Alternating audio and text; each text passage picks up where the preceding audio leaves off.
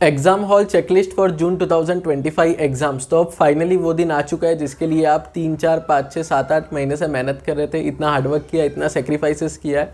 अब वो फाइनली दिन आ गया है जब वहाँ पे आपको डिलीवर करना है। मतलब अभी तक जो आप कर रहे थे वो प्रिपेयर कर रहे थे, प्रैक्टिस कर रहे थे to face the last 10 days, but अब फाइनली जो डिलीवर करने का स्टेज है, जो डिलीवर करने का टाइम है, एग्जाम देने का टाइम है, वो फाइनली आ चुका है। और अब क्या होता है कि एग्जाम के एक दिन पहले जब इतनी सारी चीज़ें दिमाग में चल रही होती है, हम एक मिस्टेक कर देते हैं। कुछ एसेंशियल चीज़ें होती है, कुछ एसेंशियल गाइडलाइंस होती है आईसीएसआई की, और उसके साथ साथ कुछ एसेंशियल चीज़ें होती है जो हमें एग्जाम हॉल में लेके जानी होती है, वो हम मिस कर जाते हैं। मतलब 1, 2, 3 चीज़ लेके जाते हैं, बट और भी कुछ इंपॉर्टेंट चीज़ें वो हम मिस कर जाते हैं। तो आज ये वीडियो में आपको 1, 2, 3, 4, 5 नहीं, टोटल 9 थिंग्स मैं आपको बताऊंगा जो काफ़ी इंपॉर्टेंट है कि आप कैरी करो आपके साथ एग्जाम हॉल में। और इसी के साथ साथ आईसीएसआई का क्या गाइडलाइंस है, ऑफिशियली क्या गाइडलाइंस है ये चीज़ों को लेके, वो भी मैं आपको बताऊंगा। अब टाइम काफ़ी लिमिटेड है, इसलिए डायरेक्टली सीधा मेन वीडियो पे जंप करते हैं। सबसे पहले आपको एडमिट कार्ड लेके जाना है। कोई भी एग्जाम हो, हर एग्जाम में आपको एडमिट कार्ड लेके जाना है। बस ध्यान रखना यहाँ पे एज पर द गाइडलाइंस आप एडमिट कार्ड पे कुछ लिखना मत, मतलब कोई भी रिलीजियस मैसेज भी नहीं होना चाहिए। इट शुड बी प्रॉपर, जो पीछे का साइड है वो पूरा ब्लैंक होना चाहिए, और आगे के साइड भी जो प्रिंटेड इन्फॉर्मेशन होती है वही रहना चाहिए। इसके साथ साथ एक और चीज़ का ध्यान रखना, अगर आप फर्स्ट टाइम जा रहे हो एग्जाम देने के लिए, तो आपका जो भी एग्जाम सेंटर है वहाँ पे एक बार विजिट कर लेना, अगर आपको पता नहीं है कि एग्जैक्टली कहाँ पे सेंटर है। मतलब ऐसा नहीं होना चाहिए कि कल आप जा रहे हो एग्जाम के लिए और पता चले कि ये सेंटर तो इतना दूर है, इसकी वजह से आप लेट पहुंच गए या फिर आपको वो सेंटर मिल ही नहीं रहा है। ये सारी चीज़ें अवॉइड करने के लिए अगर आप फर्स्ट टाइम वो सेंटर पे जा रहे हो एग्जाम देने, तो आप एक दिन पहले जाके बस विजिट करके आना, ताकि आपको एग्जाम के दिन प्रॉपर आइडिया होगा कि मुझे एग्जैक्टली जाना कहाँ पे है। Second important thing to carry is I card. अब आई कार्ड और एडमिट कार्ड में बहुत लोगों को कंफ्यूजन रहता है। जो आई कार्ड है वो आपको आपके स्टूडेंट प्रोफाइल में मिल जाएगा, वहाँ से डाउनलोड करना होता है, सिंगल पेज का होता है वो। आपका आई कार्ड आपको डाउनलोड करना है और एडमिट कार्ड के साथ साथ रखना है। बहुत सारे सेंटर्स आज भी ऐसे हैं जहाँ पे सिर्फ एडमिट कार्ड के बेसिस पे अंदर नहीं जाने देते। मेजोरिटी ऑफ द सेंटर्स में आप एडमिट कार्ड के बेसिस पे ही जा सकते हो, बट बहुत सारे सेंटर्स में जो आपका आई कार्ड है वो भी मांगते हैं। तो मेक श्योर करना कि जो आपका आई कार्ड है, जो स्टूडेंट पोर्टल में से आप इजीली एक क्लिक में डाउनलोड कर पाओगे, वो आप लेके जाना।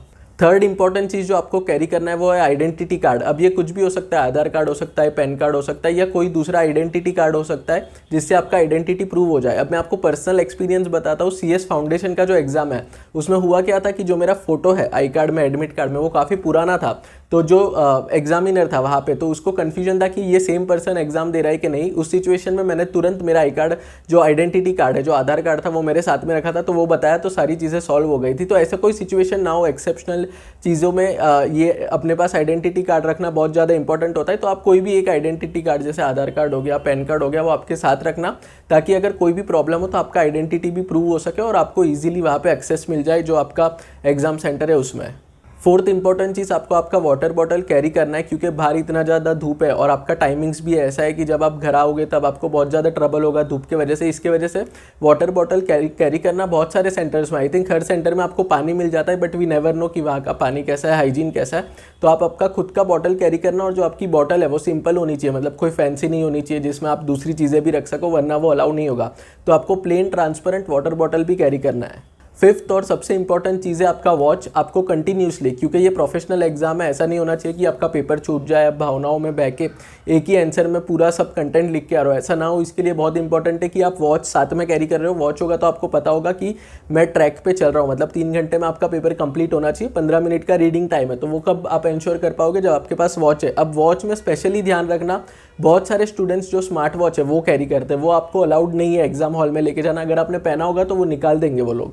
तो इसकी वजह से आप जो सिंपल प्लेन वॉच होता है वो कैरी करना, क्योंकि स्मार्ट वॉच आप कैरी नहीं कर सकते हो। सिक्स्थ और सबसे ज़्यादा इंपॉर्टेंट चीज़ है आपका काम एंड कॉन्फिडेंट माइंड। अब जब तक आपका माइंड काम नहीं होगा, आप पैनिक मोड में रहोगे, तो आपको आंसर आता होगा तो भी आप लिख नहीं पाओगे। और प्लस आपको कॉन्फिडेंस भी कैरी करना है, आपको खुद के ऊपर भरोसा होना चाहिए। ये प्रोफेशनल एग्जाम है, अगर आपको खुद के ऊपर ही भरोसा नहीं होगा कि मैं एग्जाम क्रैक कर सकता हूँ, तो एग्जामिनर तो छोड़ो, आईसीएसआई तो छोड़ो, कोई और भी आपको पास नहीं कर पाएगा। सबसे बेसिक चीज़ to crack a professional exam is that you should have confidence in yourself. इसीलिए आपको खुद पे 110% कॉन्फिडेंस होना चाहिए। और आपका कमेंट मुझे नीचे कमेंट सेक्शन में चाहिए, जो भी लोग वीडियो देख रहे हैं, आपको कमेंट करना है आई am confident that I will crack the exams. ये जब भी आप कमेंट करते हो तभी आप एक डिसीजन लेते हो, और वो डिसीजन पे आप बाद में इंप्लीमेंट करते हो, और आपके जो सारे एक्शंस है उसके बाद वो डिसीजन के अकॉर्डिंग अलाइंड रहती है। इसलिए आपको कमेंट करना है that I am confident that I will crack the exams. Seventh चीज़ जो आपको हर एग्जाम में कैरी करना है वो है कैलकुलेटर। अब यहाँ पे बहुत सारे लोग बोलेंगे कि थियरी एग्जाम में मैं कैलकुलेटर क्यों लेके जाऊँ, बट अगर आप ऐसे स्टूडेंट हो जिसने पहले एग्जाम दिए तो यू वेरी वेल नो कि ICSI क्या करता है। कोई दूसरे सब्जेक्ट का क्वेश्चन कोई दूसरे में डाल देगा, प्लस जो थियरी पेपर्स होते हैं उसमें भी कैलकुलेशन बेस्ड क्वेश्चन हमेशा आ सकते हैं, हर टाइम आते हैं और आगे के एग्जाम में भी आ सकते हैं। इसीलिए आपको कैलकुलेटर ऑल 7 पेपर्स में रखना है साथ में, मतलब एग्जीक्यूटिव में हो प्रोफेशनल में हो डजेंट मैटर, सारे पेपर में आपके पास एक प्रॉपर कैलकुलेटर होना चाहिए। एक चीज़ जो आपको कैरी करना चाहिए वो है ट्रांसपेरेंट एग्जाम बोर्ड। अब ये बहुत ज़्यादा इंपॉर्टेंट है क्योंकि बहुत सारे सेंटर्स ऐसे होते हैं जिसमें जो आपका डेस्क होता है, जो जहाँ पे आपको बैठ के पेपर लिखना है, वो इतना कंफर्टेबल नहीं होता, उसमें कुछ बीच में क्रैक वगैरह होता है या फिर वो कंफर्टेबल नहीं होता, तो आप अच्छे से स्पीड में पेपर नहीं लिख सकते। इसके लिए आपको क्या करना है, जो आपका ट्रांसपेरेंट एग्जाम बोर्ड है वो कैरी करना है। इसमें भी ध्यान रखना जो फैंसी वाले आते हैं वो आप नहीं लेके जा सकते हो, सिंपल प्लेन ट्रांसपेरेंट बोर्ड आपको लेके जाना है, ताकि अगर वहाँ पे जो आपका डेस्क है उसमें कोई प्रॉब्लम हो तो आप वो बोर्ड के ऊपर आपका पेपर रख के अच्छे से लिख सकते हो। Last but not the least, जो भी स्टेशनरी की आइटम्स है जैसे pen, pencil, eraser, sharpener, scale, ये सारी चीज़ आपको लेके जानी है। पेन का स्पेशली ध्यान रखना कि आप एटलीस्ट 4 to 5 जो भी आप पेन यूज़ कर रहे हो वो 4 to 5 रखना साथ में, ताकि एक ना चले तो आप दूसरा यूज़ कर सको, या फिर एक खत्म हो जाए तो आपके पास दूसरा बैकअप अवेलेबल हो। इसमें ध्यान रखना कि आपको ब्लू पेन से आंसर लिखना है और कोई भी कलर के पेन से आपको आंसर नहीं लिखना है। अंडरलाइन जो कीवर्ड्स है उसको आप अंडरलाइन कर सकते हो पेंसिल से, बट आपका आंसर होना चाहिए ब्लू बॉल पॉइंट पेन से। तो फ्रेंड्स ये थी सारी एसेंशियल आइटम्स जो आपको कैरी करनी है, और आई एम श्योर अगर आप कॉन्फिडेंट रहोगे तो आप आपका एग्जाम्स क्रैक कर पाओगे। अगर आपको आज का वीडियो अच्छा लगा है तो वीडियो को लाइक कर देना, और thank you very much for watching.